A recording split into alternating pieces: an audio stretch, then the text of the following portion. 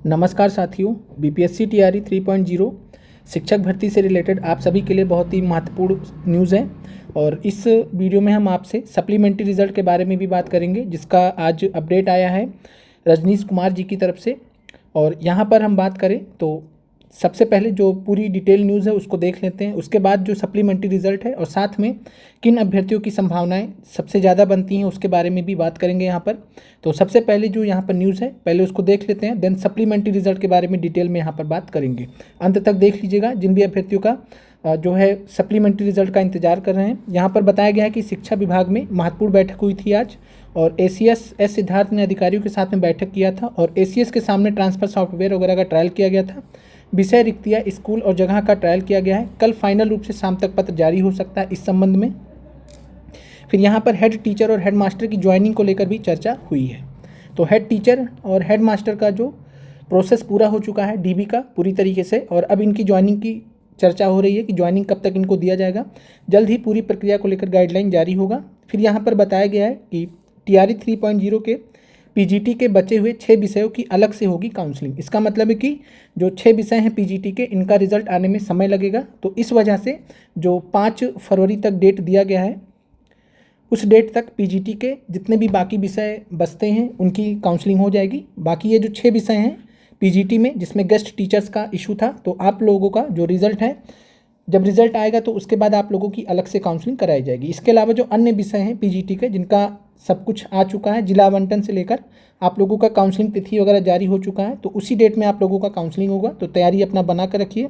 और कोई भी अभ्यर्थी, यहाँ पर बताया गया है इस बार कि कोई भी अभ्यर्थी करा सकेंगे 1 से अधिक बार काउंसलिंग। तो अगर आपका मन बदल रहा है कि अब आपको जो है किसी मतलब ऊपर के क्लास में भी अगर आपका हुआ है, 2 क्लास में हुआ, तो आप उसका भी चुनाव कर सकते हैं। हालांकि आप इससे पहले पीआरटी का हो चुका है, अब 6 से 8 का हो रहा है, तो 6 से 8 का भी लगभग समाप्ति की ओर है। तो ऐसे अभ्यर्थियों का जिनमें 1 से अधिक हुआ, तो आप अगर चाहें तो दोनों जगह पर जा सकते हैं।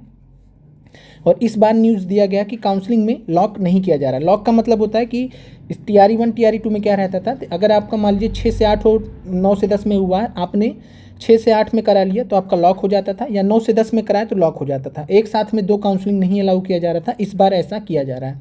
हालांकि यह जो न्यूज़ है बहुत लेट में मिली है, काफ़ी सारे अभ्यर्थियों ने इस वजह से इंतजार किया। अब यहाँ पर काउंसलिंग बाद में जिसमें हो सहूलियत अभ्यर्थी लेंगे खुद फैसला, यानी कि बाद में आप दोबारा से डिसाइड भी कर सकते हैं। हालांकि थोड़ा लेट में आया ये। अब हम बात कर लेते हैं टीआरई 3 में मल्टीपल रिजल्ट पर सप्लीमेंट्री रिजल्ट आना लगभग तय। तो मल्टीपल रिजल्ट का क्या मतलब है और साथ में किन अभ्यर्थियों का यहाँ पर बात किया जा रहा है। तो काउंसलिंग के बाद विभाग फैसला लेगा। तो जो सप्लीमेंट्री रिजल्ट है उससे लेकर आप लोगों के लिए बहुत अच्छी न्यूज़ है, और न्यूज़ यही है कि सप्लीमेंट्री रिजल्ट को लेकर जो विभाग है, काउंसलिंग जब आप लोगों का हो जाएगा उसके बाद इस पर फैसला लेगा। तो थोड़ा समय लग सकता है, लेकिन आप लोग उम्मीद रखिएगा सप्लीमेंट्री इस बार आने की पूरी संभावना है। इलेक्शन का वर्ष है, इस वजह से इस बार सरकार या विभाग भी जो है एक बार स्टेटमेंट देखे इससे रिलेटेड पीछे नहीं हटना चाहेगी। तो सप्लीमेंट्री रिजल्ट को लेकर बहुत अच्छी खुशखबरी है।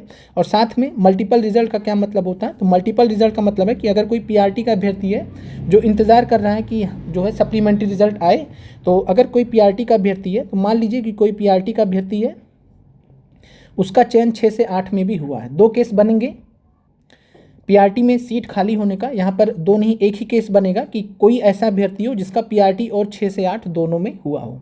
कुछ अभ्यर्थी हमारे जानकारी के थे जिन्होंने 6 से 8 में काउंसलिंग कराया है, मतलब करा रहे हैं, पीआरटी में नहीं कराया। कारण था कि उनका 2 में पीआरटी में भी सिलेक्शन हुआ था, 6 से 8 में भी सिलेक्शन हुआ था। तो ऐसे अभ्यर्थी जो 6 से 8 में सिलेक्शन कराएंगे उनकी पीआरटी की सीट खाली हो जाएगी। तो ये मल्टीपल रिजल्ट हुआ, 1 से अधिक रिजल्ट हुआ तो मल्टीपल रिजल्ट में जाएगा, और इस वजह से जो ये सीट होगी पीआरटी की ये खाली हो जाएगी। तो इस प्रकार से यहाँ पर आप देखेंगे तो 6 से 8 में बहुत सारे अभ्यर्थियों का सिलेक्शन हुआ होगा, और साथ में उन अभ्यर्थियों का पीआरटी में भी सिलेक्शन हुआ होगा। तो इस तरीके से पीआरटी की कुछ सीटें खाली होंगी। कितनी खाली होंगी इसके बारे में कोई आंकड़ा अभी फिलहाल नहीं है।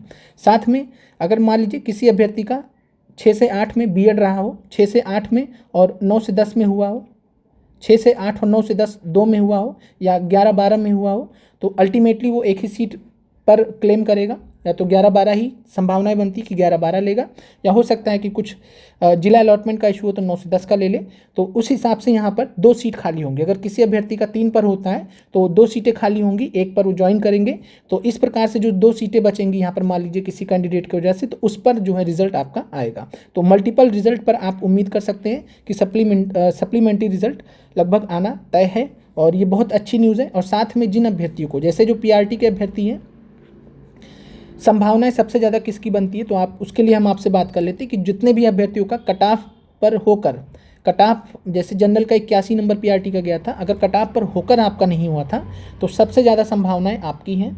उसके बाद फिर जो अन्य अभ्यर्थी हैं धीरे धीरे 81 से पहले 80, चूँकि अभी एग्जैक्ट डाटा नहीं है तो इस वजह से कुछ कहा नहीं जा सकता कि कितनी सीटें खाली हो रही हैं, और ये आगे चलकर विभाग डिसाइड करेगा कि कितनी सीटें बच रही हैं, उस हिसाब से फैसला किया जाएगा। फिलहाल आप इतना समझ लीजिए कि जिन अभ्यर्थियों का यूआर फीमेल में बात करें तो जिन भी अभ्यर्थियों का कट ऑफ स्कोर रहा था और नहीं सिलेक्शन हुआ था, सबसे ज़्यादा उनके चांसेस हैं। उसके बाद वहाँ से 1 नंबर आप कम कर लीजिए, फिर उन अभ्यर्थियों के उससे जो है सेकंड नंबर पे चांस है। तो इस प्रकार से आप समझ सकते हैं। तो जो भी अभ्यर्थियों का कट ऑफ पर नहीं हुआ था उनके सबसे ज़्यादा संभावनाएं होंगी मल्टीपल रिजल्ट पर, सप्लीमेंट्री रिजल्ट जब आएगा इसकी। और बाकी आगे कोई अपडेट होगी तो आप लोगों को दिया जाएगा। उम्मीद करते हैं और ईश्वर से प्रार्थना करते हैं आप सभी अभ्यर्थियों के लिए कि मल्टीपल रिजल्ट पर जो यहाँ पर बोला जा रहा है सप्लीमेंट्री रिजल्ट वो आ जाए और आप लोगों को खुशखबरी मिले। और आप लोगों ने स्ट्रगल किया, मेहनत भी किया, किस्मत की वजह से आप ऐसी स्थिति में आकर फंस गए कि आपका सिलेक्शन चयन नहीं हो पाया प्रथम बार में। उम्मीद करते हैं कि इस बार आप लोगों का सिलेक्शन हो जाए सप्लीमेंट्री रिजल्ट के माध्यम से। शुभकामनाएं आप सभी अभ्यर्थियों को, और उम्मीद करते हैं कि आगे भविष्य में इससे रिलेटेड आप लोगों के लिए और सकारात्मक न्यूज़ आएंगी। आप लोगों का देखने के लिए धन्यवाद। आपका कोई डाउट हो तो आप कमेंट जरूर कर दीजिएगा।